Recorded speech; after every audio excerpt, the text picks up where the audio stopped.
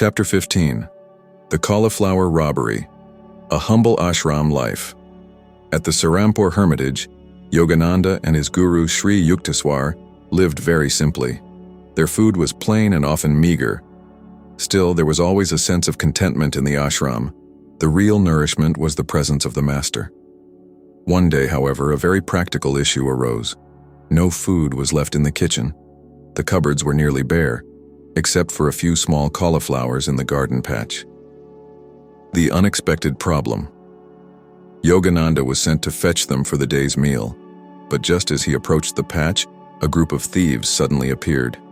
They stole the cauliflowers right in front of him, carrying them off with boldness. The young disciple was both shocked and indignant. It was such a small theft. And yet, in their poverty, even a few vegetables meant much to the hermitage. He returned to Sri Yukteswar, disappointed and upset. Sri Yukteswar's calm response. Instead of reacting with anger, the master simply laughed and remarked, "So they have taken the cauliflowers. Never mind. God is the provider. He who has sent us hunger will send us food." Yogananda, still disturbed, asked how they would eat. Sri Yukteswar answered with calm assurance, saying that divine law always takes care of sincere devotees, even in the smallest needs. A lesson in trust. Not long after this incident, a devotee of Sri Yukteswar arrived at the hermitage carrying a generous basket of food. Among the gifts were rice, lentils, and, most strikingly, a large cauliflower, bigger than any that had been stolen. Sri Yukteswar smiled knowingly and said, "You see, God provides. Why worry about what is taken away? Whatever is ours will come to us. Whatever is not ours, we should never cling to." The spiritual teaching. From this humorous but meaningful episode, Yogananda learned a profound lesson. Life will sometimes take away what we think we need. If we trust in God, something better always arrives in its place. The universe is not random. It works under a law of divine compensation. The cauliflower robbery, though small, showed Yogananda how saints live, without fear, without complaint, and with complete surrender to the divine will. Key lessons from Chapter 15. Don't cling to possessions, even small ones. They come and go.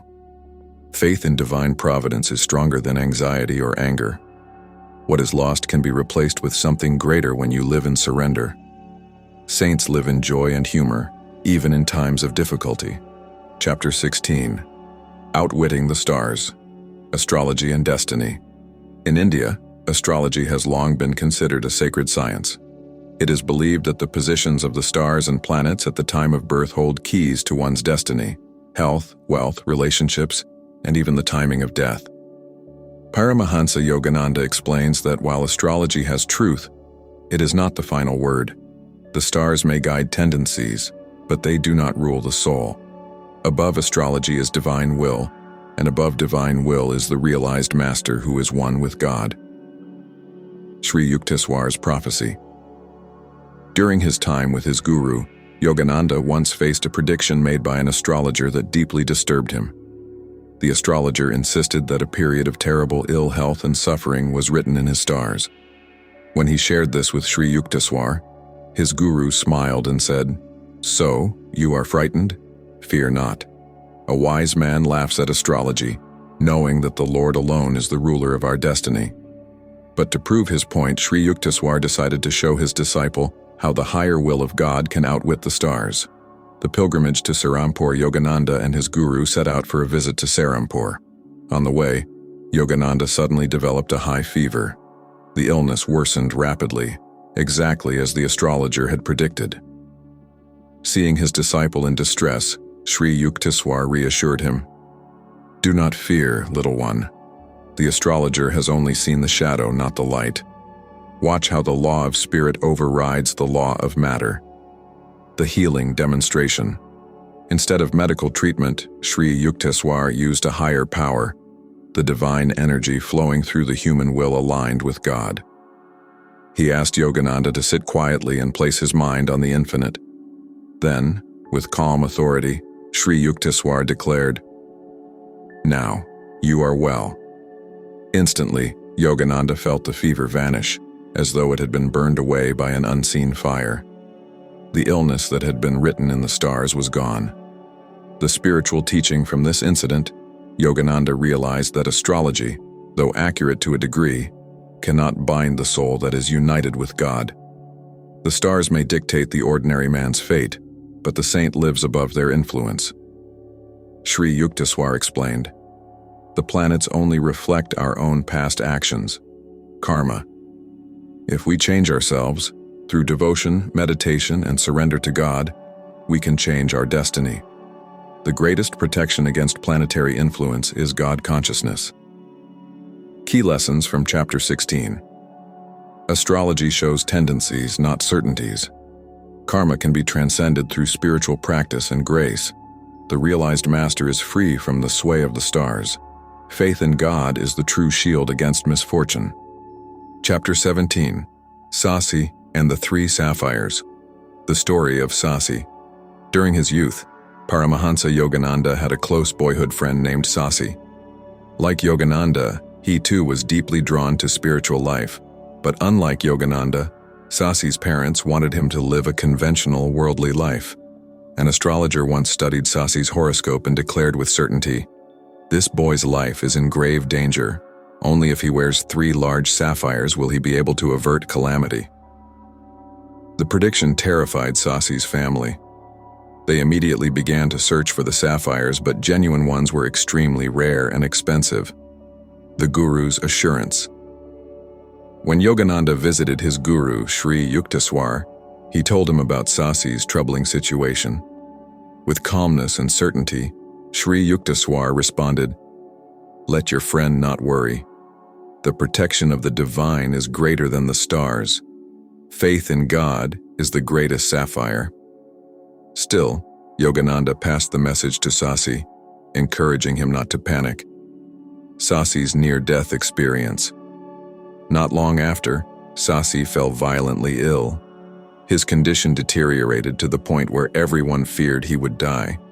The astrologer's words about impending death seemed to be proving true. But Sasi's family, remembering Sri Yukteswar's assurance, prayed intensely and surrendered the boy's life into God's hands. Miraculously, Sasi recovered. The illness that was supposed to claim his life passed like a shadow.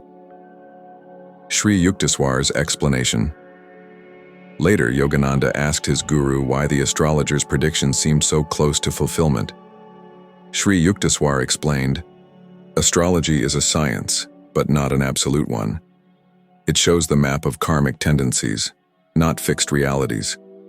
When a devotee has faith in divine protection, even strong planetary influences can be dissolved." The greater sapphire, Sri Yukteswar said, is the light of God shining in the devotee's heart. That light outshines any jewel of the earth. Lesson of the Three Sapphires. This story illustrates a timeless truth. Outward protections like gems, rituals, or superstitions may bring comfort, but they are secondary. The highest safeguard is faith, prayer, and surrender to God. Sri Yukteswar made it clear that while material remedies have their place, inner faith is supreme. Sasi's life was saved not by stones, but by grace. Key lessons from Chapter 17. True protection lies not in gemstones, but in God consciousness. Faith can alter destiny more than material remedies. Even accurate astrological predictions can be overcome by divine will. The Guru's assurance carries real power when received with devotion. Chapter 18. A Mohammedan Wonder Worker Meeting. Afzal Khan.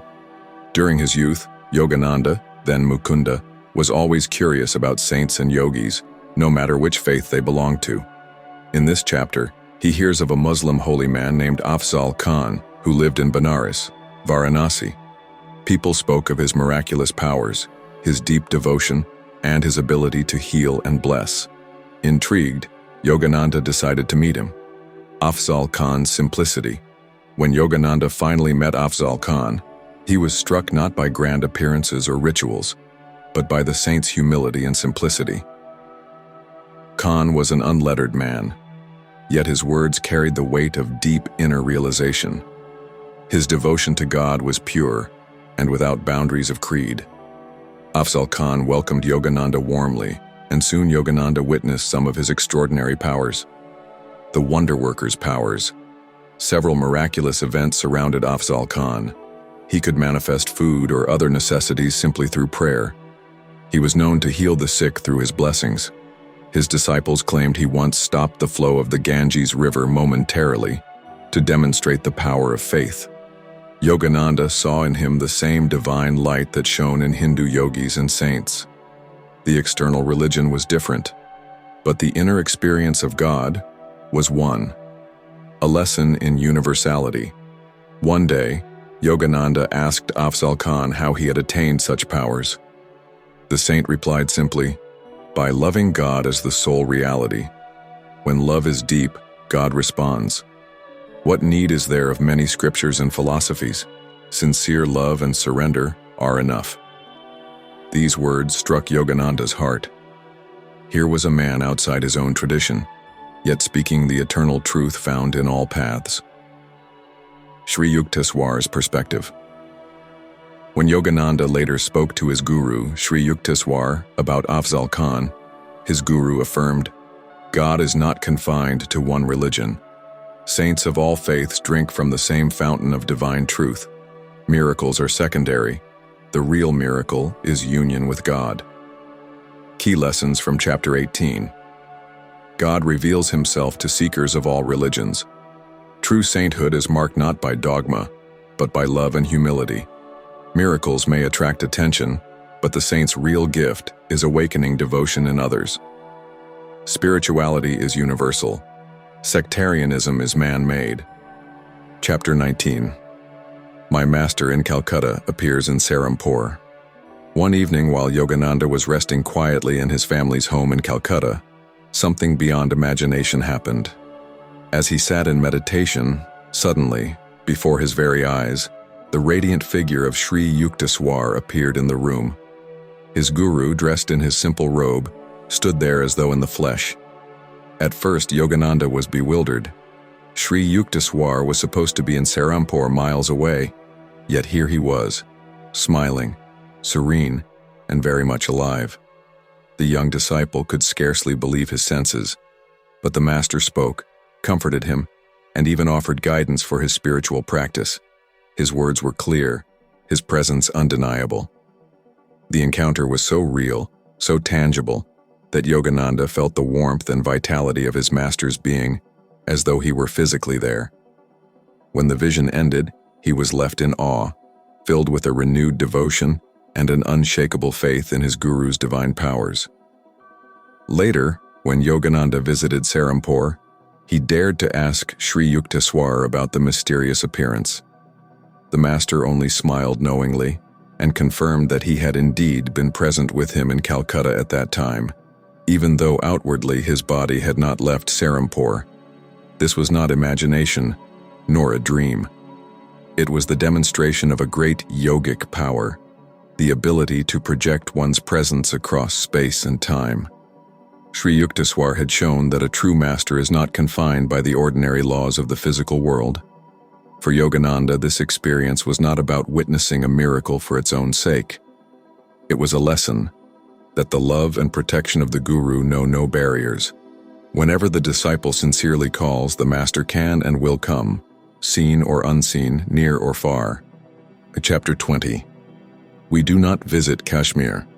In this chapter, Yogananda tells us about a much-anticipated trip that never quite came to be. His master, Sri Yukteswar, had agreed to take him along on a pilgrimage to Kashmir, the land of snow peaks, rivers, and ancient spiritual vibrations. For Yogananda, the thought of traveling to such a sacred place with his guru was a dream come true. His heart brimmed with excitement. The preparations began. Friends and disciples spoke about the breathtaking beauty of Kashmir, the cool mountain air, the temples, and the mystic atmosphere. Yogananda could already imagine himself walking beside his master through the valleys, listening to his wisdom against the backdrop of the Himalayas. But as the days unfolded, something unexpected happened. Sri Yukteswar, without giving a direct reason, slowly began to withdraw from the plan. He did not show the same enthusiasm. Quietly, firmly, he let it be known that the trip would not take place. Yogananda's heart sank. He had been ready, filled with hope, and now all was cancelled. At first, he could not understand why his master would disappoint him so suddenly. Later, however, he realized a deeper truth. Sri Yukteswar was not concerned with giving his disciple outer adventures. He was shaping him for inner journeys. The Himalayas of the soul are far greater than the mountains of the earth. A disciple must learn not to cling to desires, even spiritual desires cloaked in holiness. The trip to Kashmir became a silent lesson. It was not about a destination in the world, but about the mastery of longing and expectation. True freedom, Sri Yukteswar was teaching, comes when one is inwardly content, regardless of whether dreams are fulfilled or denied. And so, the journey to Kashmir never happened. But in its place, Yogananda gained something far more valuable, an inner understanding that the guru does not always give what the disciple wants, but always what the disciple needs.